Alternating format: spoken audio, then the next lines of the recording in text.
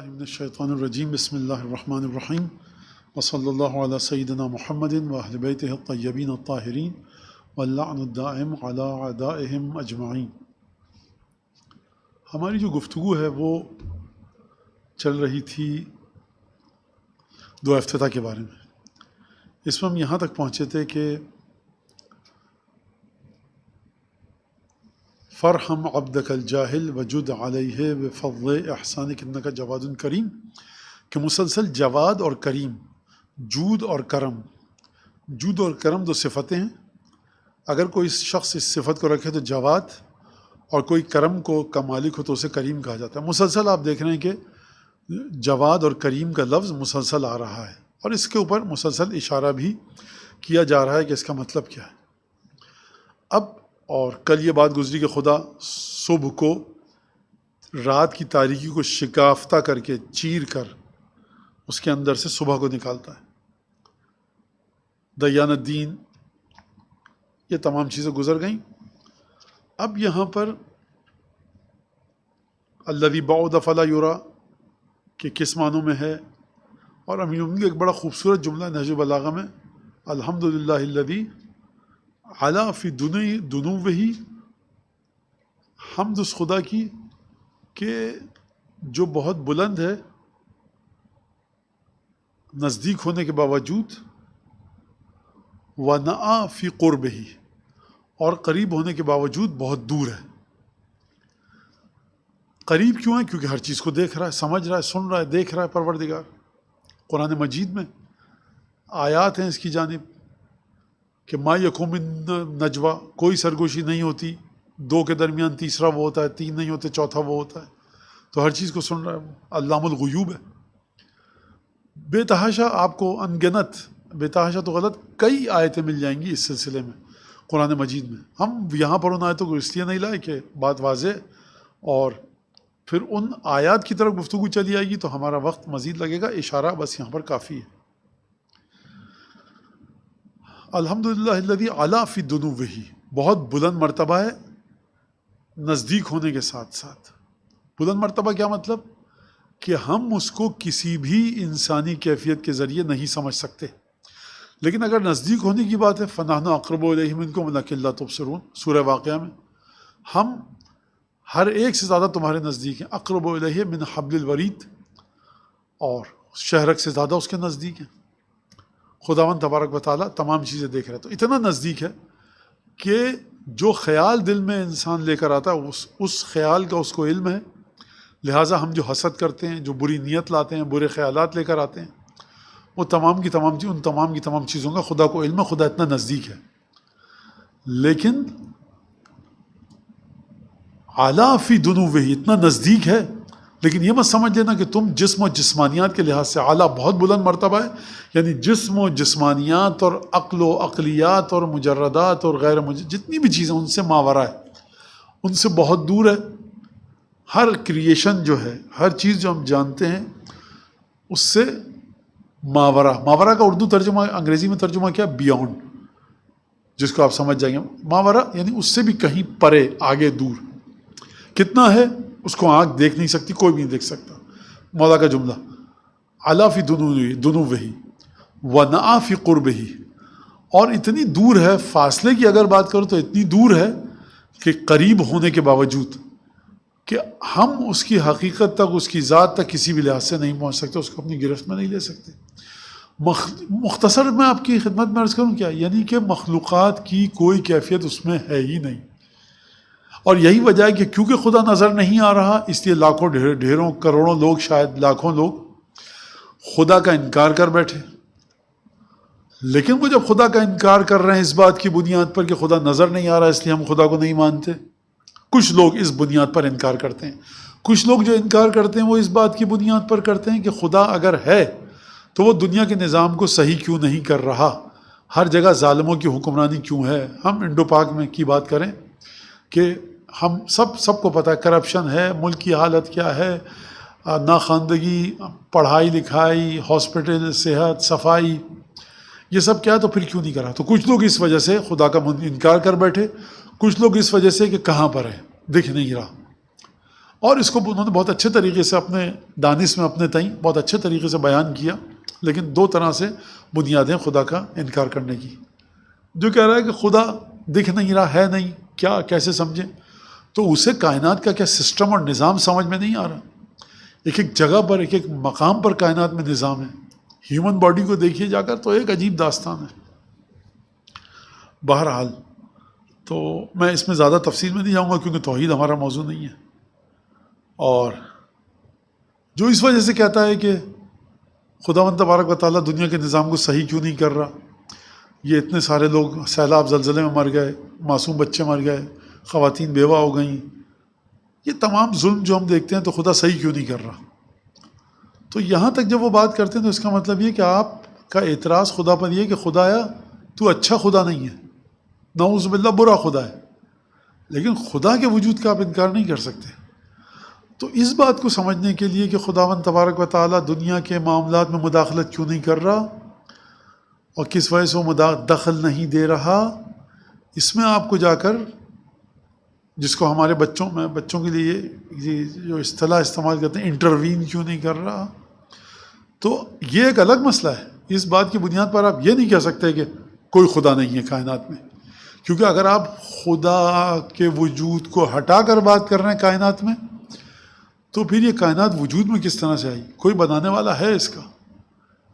اور اس کی سیدھی سادھی مثال یہ ہے جو آپ کہتے ہیں کہ کیمیکل کمپوزیشن اور ڈی کمپوزیشن ہوئی اور ریئیکشن ہوا اور دھماکے ہوئے، وہ سب باتیں جو سائنس پڑھنے والے بچے بہت اچھی طرح سے جانتے ہیں. اگر یہ سب ہوا خود بخود ہو گیا تو یہ فزکس کے ماہرین، طبیعیات اور بائیولوجی کے ماہرین وہ اس بات کو اتنے اچھے طریقے سے نہیں مانتے، اور باقاعدہ اس کے اوپر بحث اور گفتگو ہے کہ کیا یہ بات صحیح ہے کہ نہیں ہے. اور بہت آسان الفاظ میں جب لوگ اس بات کا جواب دیتے ہیں تو اب یہ میں کسی عیسائی مفکر کی بات بتا رہا ہوں.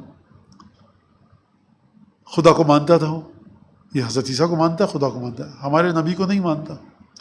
کسی ایتھیسٹ نے کہا اس سے کہ تم جب باغ میں گئے ہو تو باغ میں پھول ہیں، پھلواری ہے، سب ہے، لذت لے رہے ہو، لطف اندوز ہو رہے ہو، مختلف رنگوں کے پھول پھل کو دیکھ کر، درخت سب کچھ ہے لگا ہوا. تو یہ بارش برستی ہے، یہ ہو گیا نکل گیا، اس کے پیچھے جانے کی ضرورت کیا ہے کہ یہ خود سے نہیں ہوا، خود سے ہوا. بہرحال باغ کو دیکھا ہے تم نے، نکل آتے ہیں درخت پھل پھول پودے. تو اس نے جواب دیا کہ باغ کو دیکھ کر تمہیں یہ اندازہ ہوتا ہے کہ یہ باغ کسی اچھے مالی نے، اچھے باغبان نے، اچھے گارڈنر نے مینٹین کیا ہوا ہے. یہ بہت سادہ سے لیول کی بحث ہے یہ. تو یہ ایک مسئلہ ہے. اور کسی صاحب نے بڑی اچھی مثال دی، وہ واقعہ سنا رہے تھے کہ میرا واقعہ نہیں کسی کا، انہوں نے پلاسٹک کے ٹکڑے ڈالے، شیشہ ڈالا، ربڑ ڈالی، سلیکون ڈالا، مٹی ڈالی، مختلف میٹلز وغیرہ ڈالتے رہے، کاپر، کاغذ، اور اس کو ہلایا، کہنے الٹایا. کہنا ہے کہ آپ کی بات کا نتیجہ ہے کہ اس میں سے موبائل نکلنا چاہیے، کیونکہ بہرحال ہلاتے ہلاتے کتنے سال تک ہلاؤں میں کہ موبائل بن جائے گا. لا آف پاسبلٹیز یا لا آف پرابیبلٹیز جو ہمیں میتھس میں پڑھائی گئی ہے، کبھی نہیں ہو سکتا.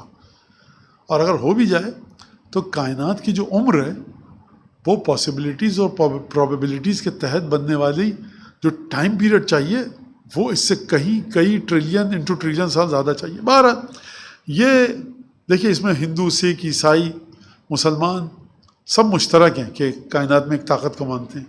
بدھسٹ کے حضرات کے بارے میں، گوتم بدھ کو ماننے والا کسی نے مجھے بتایا، میرا اپنا مطالعہ نہیں ہے، جو میں نے ان سے پوچھا تھا وہ یہ کہتے ہیں کہ وہ عالم غیب کو، حساب کتاب کو نہیں مانتے، جو کہ مجھے ایک بڑا مشکل مسئلہ لگتا ہے. لیکن بہرحال یہ بات ہماری کہاں سے کہاں چلی گئی. تو اس کو دیکھیں آپ، اور یہ کوئی اتنا بڑا مسئلہ نہیں ہے خدا کے وجود کو منوانا، آسان ہے بہت. اگلی جو بحثیں آتی ہیں پھر وہ ذرا سی پیچیدہ ہو جاتی ہیں.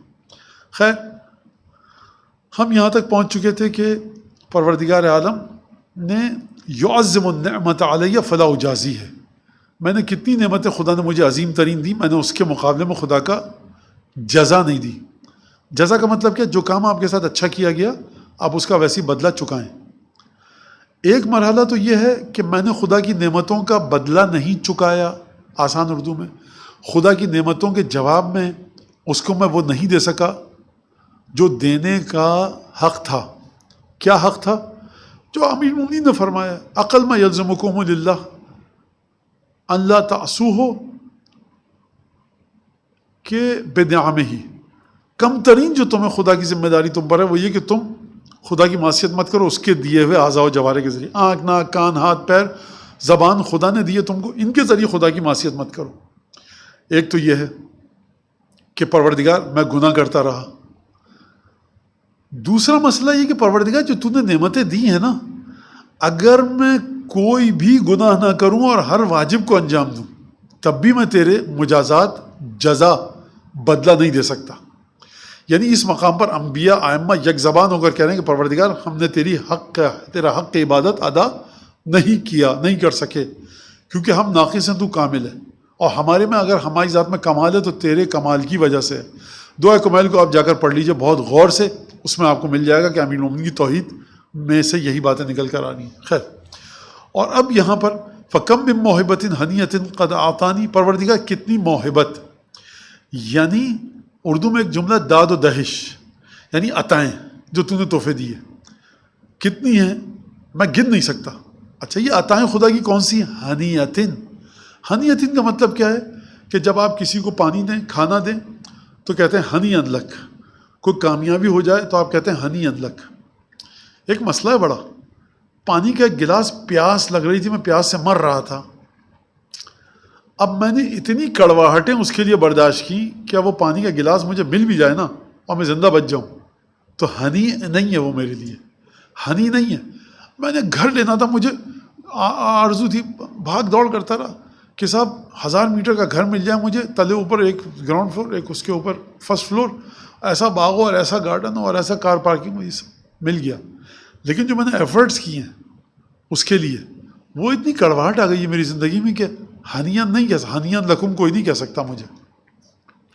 لہٰذا وہاں پر کہا جاتا ہے کہ آپ مزے لوٹیے، سے لذت دیجئے، آپ کے لیے ہے خوشگوار ہونا۔ تو پروردگار کی جو موہبت ہے وہ ایسا نہیں ہے کہ جس کے اندر کڑواہٹیں ہوں، تلخیاں ہوں، بلکہ حنیتن، خوشگوار ہیں، وہ لذت کو محسوس کرتا ہے آدمی۔ قد آتانی، کہ تو نے پروردگار نے مجھے میرے دی ہیں۔ وہ عظیمت مخوفت قد کفانی، اور کتنی ہی خوفناک چیزیں ایسی تھیں کہ جن سے خدا نے مجھے بچا دیا۔ اگر میں نے پہلے بھی کہا، یہ ہم میں سے ہر شخص جو ایک آدمی جس کو شعور ہے، درک ہے، 25 26 30 سال تک والے کو ایک اچھا زندگی میں آ جاتا ہے، پھر آپ 40 50 60 70 80 سال کے آدمی تک جائیے، اس سے پوچھیے کہ واقعات بتائیے آپ جو بڑا خوفناک واقعہ آپ کی زندگی میں، کہ آپ بس ڈراؤنا واقعہ تھا یا موت کے قریب تھے آپ، تو وہ 3 4 5 7 8 10 20 50 گنوا سکتا ہے آپ کو۔ 50 کوئی نہیں گنواتا، 70 80 سال والا انسان بھی ہے، وہ 8 10 7 گنواتا ہے بس، اس سے زیادہ نہیں۔ ہاں وہ کہے گا 80 سال والا میری ماں کا انتقال ہوا، باپ کا، بھائی کا، فلاں کا، تو بہت تکلیف دہ تھا۔ لیکن کتنے ہیں یہ لوگ ایسے، 5 بھائی 5 بہنیں، 10 بھائی 10 بہنیں، دادا دادی، نانا نانی، ماں باپ، بچے، کم کتنی ہی ان گنت۔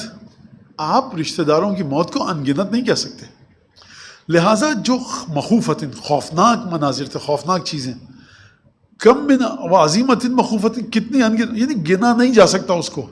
اچھا، گنا نہیں جا سکتا، کیا مجھ کو پتہ ہے؟ میں جو 2 افتتاح سے پڑھ رہا ہوں، مجھے پتہ ہے کہ کتنی خوفناک چیزوں سے خدا نے بچایا مجھے؟ نہیں پتہ آپ کو، کیونکہ اگر آپ کو پتہ ہوتا تو ہم اپنی زندگی میں کہتے 5 واقعات میری زندگی کے بڑے خوفناک ہیں، 10 ہیں، ان گنت نہیں کہتے۔ اس کا مطلب کیا ہے؟ اس کا مطلب یہ کہ دعا کہہ رہی ہے کہ اس بات کو مانو کہ تمہاری زندگی میں ان گنت، یعنی 1,00,000 1.5 لاکھ واقعات ایسے ہیں خوفناک کہ جن تک خدا نے تم کو پہنچنے نہیں دیا، یا ان واقعات کو تم تک پہنچنے نہیں دیا۔ بہت مسافرت جو زیادہ کرتے ہیں وہ تو بہت اچھی طرح سے جان سکتے ہیں۔ جو بہرحال بہت ساری چیزیں ہوتی ہیں ایسی کہ جس کو ہم دیکھ لیتے ہیں۔ اور ہمارے ایک دوست تھے، وہ جا رہے تھے، ان کا واقعہ ہے، کھڑے ہوئے تھے بلڈنگ کے نیچے 3 منزلہ، ایک کنکر سا کچھ آ کے گرا، چبھا ان کے ہلکا سا، اتنا سا باریک سا، وہ بتا رہے تھے خود۔ تو انہوں نے دیکھا کچھ شیشے کا ٹکڑا تھا، تو وہ انہوں نے دیکھا کہ کہاں سے گرا۔ اب جو دیکھا تو 5 فٹ کے شیشے کا ٹکڑا نیزہ بن کر ان کی طرف سفر کر رہا تھا، سفر یعنی مسافرت میں تھا۔ اور ان کے دوست نے کھینچا ان کو، یا کیا، کیونکہ آدمی انسان کو جھٹکا لگتا ہے، مبہوت ہو جاتا ہے، موو نہیں کر سکتا کبھی کبھی. تو ان کے دوست نے دیکھا وہ خود، تو وہ خدا نے ایک جو اتنا سا پتھر پہلے. اب آپ دیکھیے، مجھے پتا ہے بالکل جو ملحد ہیں وہ اس کا مذاق اڑاتے ہیں، بالکل اڑائیے آپ، ہمیں اس سے کوئی بحث نہیں ہے. لیکن میں بتا رہا ہوں کہ جو سسٹم کو مانتا ہے تو وہ خدا کا شکر ادا کرتا ہے. آپ سسٹم کو نہیں مانتے، آپ مت کیجیے. ساری بات ماننے کی ہے، اور ہم اس کے ذریعے ثابت نہیں کر رہے. میں بار بار کہہ رہا ہوں، خدا کو ثابت نہیں کر رہا میں بتا رہا ہوں کہ یہ دعا کیا کہہ رہی ہے. اچھا، یہ دعا امام کی طرف سے آئی ہے. جس انسان، جس ہستی، جس ذات کی طرف سے، وہ خدا کا نمائندہ نہیں ہے. حسین ابن روح اور عثمان ابن سعید بھی کوئی امام، کوئی وجود نہیں رکھتا. آپ ایتھیسٹ ہیں، لیکن ہوتا تو ہے زندگی میں یہ، یا نہیں ہوتا؟ کسی انسان نے گیلا ہاتھ لگایا تھا یہاں پر جرمز سے، اس کے کووڈ-19 کے. میں اس ہینڈل کو پکڑنے والا تھا، میں نے یہاں سے پکڑا اور اس کے بعد اپنی آنکھ کو کھجا لیا. الحمدللہ ہم کووڈ میں بچ کر رہے ہیں. آپ کہتے ہیں الحمدللہ، تو آپ خدا کی تعریف کر رہے ہیں. لیکن یہ تو ہو سکتا ہے نا کہ اس جگہ پر آپ نہیں گئے، اس جگہ کو آپ نے ٹچ نہیں کیا. یہ تو ہوتا ہے، چاہے آپ ملحد ہیں، دہریے ہیں. تو یہ بات ہے کہ سسٹم بتا رہی ہے یہ دعا کائنات کا، کس طرح سے کائنات چل رہی ہے. کبھی بھی یہ مت سمجھیے کہ آپ 30 35 40 50 55 60 70 سال کے ہو گئے، الحمدللہ ہم نے یہ کیا، ہم نے وہ کیا، ہم نے گندی چیزیں نہیں کھائیں، پانی اچھا پیا. نہیں سرکار، یہ سب چیزیں تھیں، لیکن مسدد للثواب بمنک جو ہم جملہ پڑھ کر آئے پہلے درس کے اندر اس کے، کہ ثواب اور اچھائی اور سیدھی چیز کو تو اس کے اجزاء اور شرائط کو مکمل کرتا ہے. خیر آئیے اس میں. قد کفانی بہجت منقد قد ارانی. بہجت کہتے ہیں وہ چیز جو دل انگیز ہو، دل فریب ہو. جب آپ باغ میں جاتے ہیں، ایک باغ بڑا گندا سندا ہے، درخت ہر عجیب سا ابتری ہے، درختوں میں ٹنوں گرد جمی ہوئی ہے. ایک جگہ آپ جاتے ہیں، بڑے قرینے کے ساتھ کٹے ہوئے ہیں درخت، اور باڑ جو لگی ہوئی ہے وہ سب چیزیں، اور پرندے ہیں، صاف ستھرا ہے، شہر سے دور ہے، پرفضا ہے. بعض شہروں میں جائیے آپ، جو شہر پہاڑی پر ہوتے ہیں، نیچے کی طرف آئیے، فرض کی جنوب ہے، اوپر کی طرف جائیے شمال ہے. تو اگر آپ جائیں تو میں جہاں پہ گیا ہوں، فرض کی وہاں پر ہوا میں خوشبو ہوتی ہے. اور انسان جب جاتا ہے نیچے سے، جنوب سے آگے شمال کی طرف جاتا ہے، بتا دوں تہران کی بات کر رہا ہوں، تو آپ شمال بالکل آخری نقطے پر جائیں، سانس لیجیے، آپ کو سانس لینے میں لذت آئے گی، مزہ آئے گا. کب آئے گا؟ مارچ اپریل کے 15-16 کے بعد، یا تقریباً. تو ایک یہ کیا ہے؟ دل انگیز، دل فریب، دلکش، بہجتن. آپ دیکھ رہے ہیں، آپ کو مزہ آ رہا ہے دیکھنے میں، آپ سانس لے رہے ہیں، آپ کو بہجت. ٹیمپریچر ویسا ہے، نہ آپ کو سردی لگ رہی ہے، نہ گرمی لگ رہی ہے، نہ جہنم کی آگ برس رہی ہے، نہ زمہریر کی برفستانی سردی ہے. بڑا ایک مزیدار موسم ہے. نہ آپ کو سویٹر چاہیے، نہ آپ کو پنکھا جھلنا ہے. بڑے ایک عجیب طرح سے وہ ہے. مونقتن، مونقہ کہتے ہیں ایلیگنٹ، ایلیگنس، اناقہ، یعنی شاندار. بہجت کے اندر خود لفظ چھپا ہوا ہے شاندار ہونے کا. لیکن خدا جو چیز دکھاتا ہے، جو ہمارے آنکھوں کو بھلی لگے، ہمارے بدن کو بھلی لگے، ہمارا دماغ معطر ہو جائے، اس کے اندر یہ چیز ہے. لیکن خدا جب بہجت دکھاتا ہے تو مونقہ، اناقے کے ساتھ، ایلیگنس، شاندار ہے بہت. قد ارانی، خدا تو نے مجھے دکھائی، یعنی خدا تو نے نہیں بلکہ میرے خدا نے مجھے دکھایا. لہٰذا کتنی چیزیں ہیں پیچھے سے آپ دیکھتے ہوئے گنتے ہوئے آئیے. جواب دیتا ہے مجھے میری ہر قبیح، بری اور بدنما، بدصورت، عیب، گناہ، خطاؤں کو، ہر ایک کو چھپاتا ہے. میں اس کا گناہ کر رہا ہوں، لیکن وہ چھپا رہا ہے میرے عیوب کو. نعمتیں دی، موہبت دی، ہنی اور عظیمت مخوفت، خوفناک چیزوں سے بچایا. کتنی اچھی چیزیں مجھے دکھائیں، اناقہ، شاندار، ایلیگنٹ چیزیں تھیں. یہ سب تو نے مجھے دکھائیں، میرے گناہوں کو چھپایا. تو اب مجھے بتائیے کہ ایک مجھے سوال کا جواب دیجیے. اگر ہر چیز کو خدا چھپا رہا ہے تو اس کا مطلب ہے کہ برائیاں میری چھپی ہوئی ہیں، اور جو اس کے پاس میرا گناہ جا رہا ہے اس کو وہ معاف کر رہا ہے. جس کو معاف کر سکتا ہے اپنی حکمت کے تقاضے کے تحت معاف کر رہا ہے. میری برائیاں معاشرے کے سامنے نہیں آ رہی. اگر میں معاشرے میں اچھا ہوں تو خدا کی وجہ سے، اگر خدا کی بارگاہ میں، فرشتوں کی بارگاہ میں اچھا ہوں تو خدا کی وجہ سے، گناہ معاف کر رہا ہے. میری تعریف ہو رہی ہے معاشرے میں، یہ میری تعریف نہیں ہو رہی. میں نے لکھا، آڑا ترچھا لکھا، ہوم ورک کیا. میں 4 سال کا بچہ تھا، گندی رائٹنگ میں. میرے ابا آئے، اماں آئیں، انہوں نے مٹایا، سب کچھ خوبصورت لکھ دیا. کلاس میں تعریف ہو گئی، واہ واہ صاحب، یہ دیکھیے 4 سال کا بچہ ہے، یہ کیا خوبصورت خط لکھائی لکھ کے لایا ہے. تو جب میں دیکھوں گا تو میں کہوں گا میری تعریف مت کرو، میرے ابا کی تعریف کرو. لوگ کہیں گے شاید یہ کہنے تربیت ایسی کی ہے، لکھائی سکھائی، لیکن مجھے پتا سب کچھ اس کی طرف سے. لہٰذا جب خدا ہمارے ساتھ یہ کر رہا ہے اور ہم خدا کے ساتھ یہ کر رہے ہیں، اب جملہ سنیں فَأُثْنِي عَلَيْهِ ہے، لہٰذا میں خدا کی ثنا کرتا ہوں. کس طرح سے؟ حامدن، حمد اسی کی ہے ساری.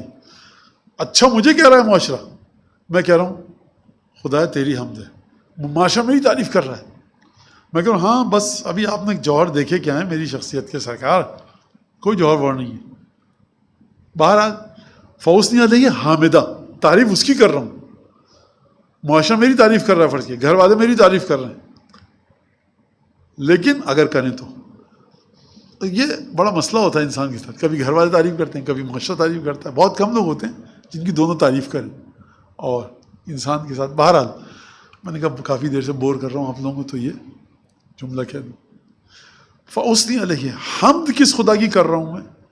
خدا کی حمد کر رہا ہوں. تعریف میری ہو رہی ہے کیونکہ حمد اس کی اس وجہ سے کہ اس نے میرے ہر بدنما غلیظ قبیح مکروہ چیز کو چھپایا، تو اس کی تعریف ہے. وَأَذْكُرُهُ مُسَبِّحًا، اور میں اس کا جب بھی ذکر کرتا ہوں، جب بھی مجھے یاد آتا ہے تو میں اس کو تسبیح کرتے ہوئے ذکر کرتا ہوں. مسبح نکلا سبحان، کیا مطلب؟ یعنی مسبح کا مطلب جب آپ کہتے ہیں سبحان اللہ، یعنی میرا پروردگار پاک ہے، منزہ ہے، بری ہے، بالا تر ہے. کس چیز سے؟ کہ اس میں مخلوقات کی کوئی صفت نہیں ہے.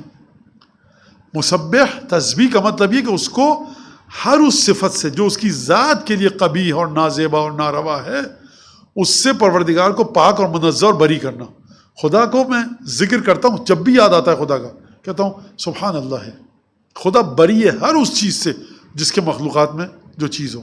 مخلوقات کے اندر جتنی بھی خوبیاں ہیں، اگر آپ میری آنکھیں بڑی تیز ہیں، 100 میٹر کے اوپر میں پڑھ لیتا ہوں.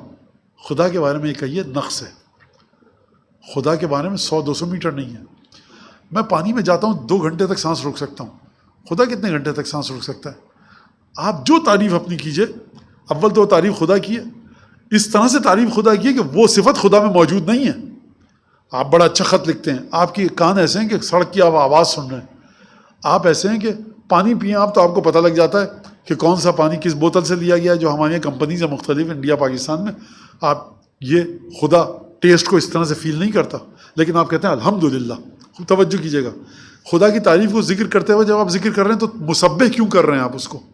آپ کے اندر ہر خوبی اس کی دی ہوئی ہے.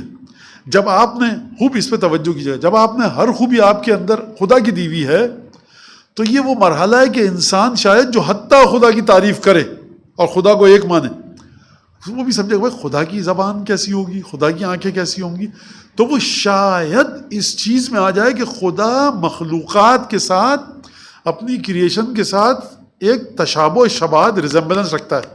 جیسے یہ مرحلہ آیا اذکرہ مسبحا، یاد کرتا ہوں میں اسے اس کی حمد کرتے وقت. لیکن اس طرح خدایا جب ہماری زبان ایسی تو تیری کیسی ہوگی؟ آپ یہ کہہ سکتے ہیں کہ صاحب جب ہم ایسا قرآن پڑھتے ہیں، فرض کہ فلاں عالم کیسے پڑھتا ہوگا، یا فلاں امام زادہ یا فلاں معصوم وہ کیسے پڑھتے ہوں گے. لیکن کیونکہ وہ مخلوقات الہی کے دائرے میں ہیں، کیونکہ حتیٰ امام معصوم بھی ہو تو خدا کے دیے ہوئے اعضاء و جوارح کے ساتھ امام اپنے کمال اور زیبائی کو ظاہر کرتا ہے. لیکن جیسی بات خدا کی آئی مسبحاً، خدا کی جو میں تعریف کر رہا ہوں اس کو اپنے ساتھ جوڑ نہیں رہا، اپنی ذات کو، خدا اپنی ذات کی تعریفوں کو خدا کی تعریف سے جب جوڑ رہا ہوں تو یہ نہ سمجھ لے کوئی کہ خدا کی ذات میں بھی یہی چیزیں ہیں کہ جو میری ذات میں ہیں، یا اگر نہ کہیے ہیں کہ یہ تقریباً مشابہت رکھتی ہے، بہت فرق ہے لیکن ہے تو ہم جیسی. نہیں، مسبحاً پاک اور منزہ اور بری ہے، کوئی چیز نہیں ہے اس کے اندر وہ چیز کہ جو مخلوقات میں ہو. الحمدللہ الذی لا یہتک حجاب ولا یغلق بابہ. اب یہ آپ جملہ بڑا عجیب ہے، سنیے. حمد اس خدا کی کہ جس کے پردے کو پارا نہیں کیا جا سکتا، پردے کو چیرا نہیں جا سکتا، پردہ دری نہیں کی جا سکتی. پردہ پڑا ہوا ایک دروازے پہ اور کپڑے کا، چٹائی کا، کچھ بھی آپ کہیں، آپ نے چاقو لیا، پردے کو چاک کر دیا، آپ دیکھ سکتے ہیں کیا ہو رہا ہے صحن میں، گھر میں. آسان الفاظ میں بتا رہا ہوں مثال.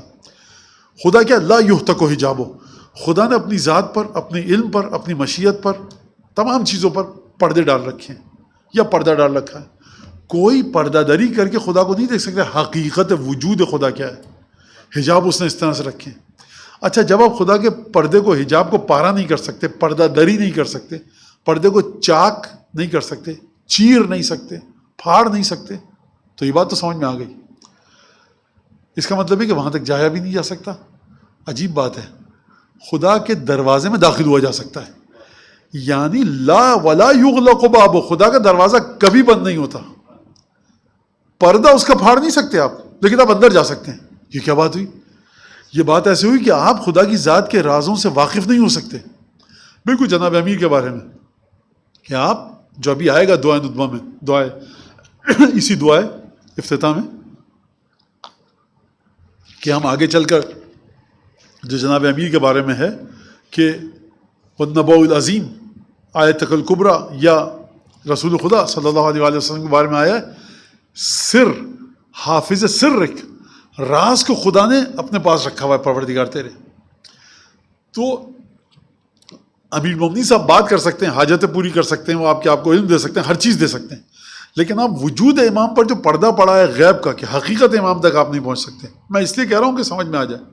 تو آپ یہ نہ کہیں کہ ہم نے جناب امیر سے کہا دعا کی ہمیں یہ دے دیں, ہم گئے فرض کیے مسجد کوفہ میں بیٹھے ہیں, 38 ہجری 38 ہجری, آپ نے یہ مولانا دے دیا, یہ دے دیا. ہم جانتے ہیں مولا کیا کر سکتے ہیں, ہم حقیقت سے واقف ہیں. آپ حقیقت سے واقف نہیں ہیں. یہ دروازہ کھولا گیا آپ کی ضرورتوں کو پورا کرنے کے لیے. خدا نے اپنے وجود کے دروازے کو کھولا ہے, آپ آ جائیے, جو آپ کو ضرورت ہے آپ مانگیے, پوری کرے گا خدا. ہر ضرورت پوری کر سکتا ہے. لیکن لا یوتق حجاب و حجاب حجب کا مطلب یہ ہے, حجب کا مطلب یہ ہے کہ پردہ پڑا ہونا. کون سا پردہ؟ ایک ہے ستر, ایک ہے حجاب. حجاب ضروری نہیں ہے کہ کپڑے کا کوئی پردہ ہو. اور یہ حجاب یعنی کہ مطلب وہ حقیقت ایک ایسے مرحلے پر ہے کہ جہاں تک آپ پہنچ نہیں سکتے. آپ اس کے حجاب کو پارا نہیں کر سکتے, اس کی دروازے میں داخل ہو سکتے ہیں. یہ ایک بڑی عجیب چیز ہے. یعنی ذات پروردگار کی معرفت کا دروازہ بند نہیں ہے, اس کی نعمتیں آپ تک پہنچنے کا دروازہ بند نہیں ہے. جو آپ چاہتے ہیں آپ کو مل جائے گا, لیکن حقیقت تک آپ نہیں پہنچ سکتے اس کی. ولا یرد سائلہ, اپنے سائل کو کبھی بھی وہ مسترد نہیں کرتا, رد نہیں کرتا, لوٹاتا نہیں ہے. آپ کہیں گے ہم نے اتنی دفعہ دیکھا, اتنی دعائیں تھیں ہماری, ہم نے مانگی, تو ہماری تو بہت ساری دعائیں ایسی ہیں جو قبول نہیں ہوئی. دو چیزیں ہیں. ایک تو یہ کہ قرآن اور حدیث سے, احادیث اہل بیت میں جو سوشیولوجی کے قوانین آئے ہیں. کون سی سوشیولوجی؟ بھائی زندگی, اس معاشرہ, سماج ایسے چلے گا.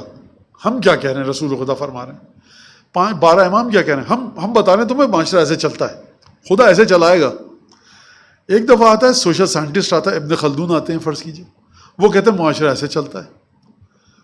تو وہ ایک اپنے طریقے سے آبزرویشن کر کے, ایکسپیریمنٹ تو نہیں کہہ سکتے, لیکن مطالعہ کر کے تاریخ کا, تمام چیزوں کا وہ بتا رہے ہیں ابن خلدون صاحب. میں بتا رہے ہیں کہ یہ اس طرح سے ہوگا. ہو سکتا ہے بعض جگہ پر مل جائے, بعض جگہ پر نہ ملے. تو یہ ایک, البتہ یہ میں نہیں کہہ رہا کہ آپ اس اصطلاح کو مان لیجئے اسی طرح سے. میں کہہ رہا ہوں بہرحال ائمہ نے بتایا کہ تاریخ, معاشرہ, سماج کس طرح سے چلے گا. مثلا حکومت عدل کبھی زمین پر پورے قائم نہیں ہو سکے گی, ہمیشہ جنگ, فساد, غارت, بربادی رہے گی. سوشل سائنٹسٹ آ کر جتنے بھی تک و دو کر لے, وہ کہتا ہے ایسے ہو جائے گا, وہ یہ ہو گیا تو یہ ہو گیا. اب یہ ہم چاہتے تھے کرنا تو وہاں پر جنگ ہو گئی. اچھا وہاں جاتے تو وہاں جنگ ہو گئی. ہم وہاں جاتے تھے تو انہوں نے LOC پر یہ کر دیا, انہوں نے وہاں جا کے بیان داغ دیا. ہم کوشش کر رہے ہیں, لیکن یہ غلطیاں ان کی سب, ہم بہرحال کوشش کر رہے ہیں. ائمہ نے سکون سے بیٹھے بیٹھے اپنی جگہ پر کہا دیکھو یہ ہوتا رہے گا, کوشش کرو لیکن یہ ہوتا رہے گا. زیادہ ہرس مت, زیادہ ایک بہرحال وہ اردو میں مجھے نہیں پتا کیا کہیں گے اس کو, جزا و فضا مت کرو, زیادہ ذمہ داری ادا کرو اپنی, لیکن ہوگا یہی. تو یہ ایک, ہم اس عنوان سے میں کہہ رہا ہوں کہ ائمہ کی ایک آئیڈیالوجی ہے سوشل سائنس کے حوالے سے. تو دعاؤں کے سلسلے میں بھی ائمہ کی ایک آئیڈیالوجی ہے. کہ کوئی چرچ میں گیا, کلیسا میں, بہت بڑے اٹلی ہے, انگریز فلسفی تھا. سر کس کی تصویر ہے؟ اس نے کہا یہ ان لوگ جن کی مدد عیسیٰ نے کی علیہ الصلوۃ والسلام.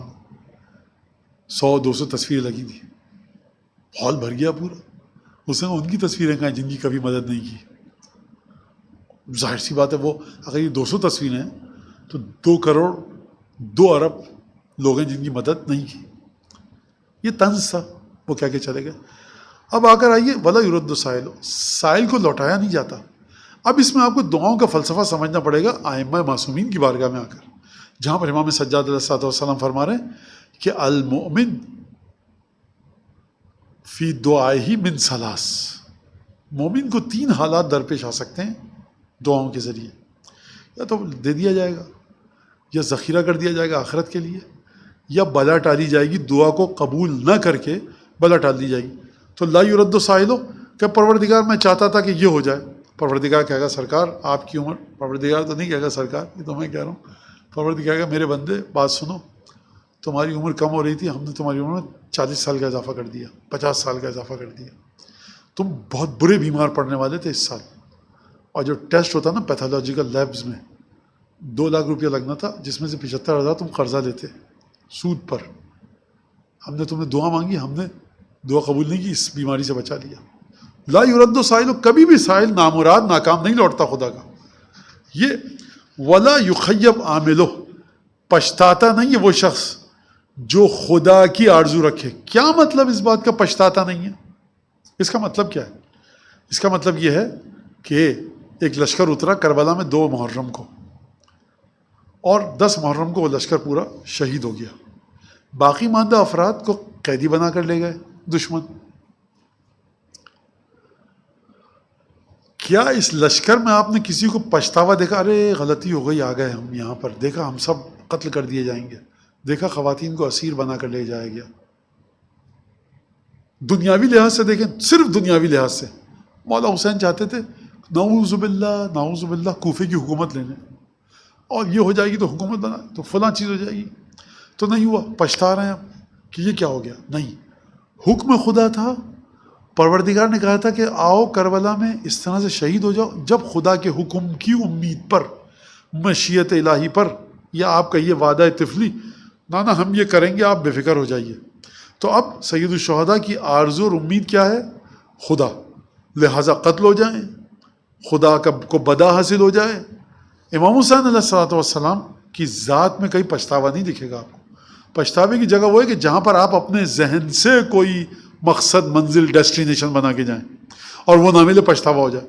تو امام حسین علیہ السلام مدینے سے نکلیں، سامنے خداوند تبارک و تعالیٰ ہے اور اس کے حکم کی اطاعت ہے. کچھ بھی ہو جائے حکم کو، خدا کے حکم کو سامنے رکھ کر چلے، ذات ہے خدا کو، لہٰذا کبھی پچھتاوا نہیں ہے. لہٰذا اب ایک جملہ آئے گا، اس میں اس بات کو رب دوں گا، لیکن وہ ہم نہیں پہنچ سکیں گے. اور الحمدللہ الذی یؤمن الخائفین، حمد اس خدا کی جو خوف میں مبتلا لوگوں کو امن و امان دیتا ہے. اس کی مثال بہت آسان ہے. خوف اور ڈرو، آپ دعا کمائل نکال لیجیے، آپ زیارت وارث نکال لیجیے، آپ حدیث قصہ نکال لیجیے اور پڑھنے لگیے تو انسان کا دل سمجھ جاتا ہے، ٹھہر جاتا ہے. وآخر دعوانا ان الحمدللہ رب العالمین وصلی اللہ علی سیدنا محمد و اہل بیتہ.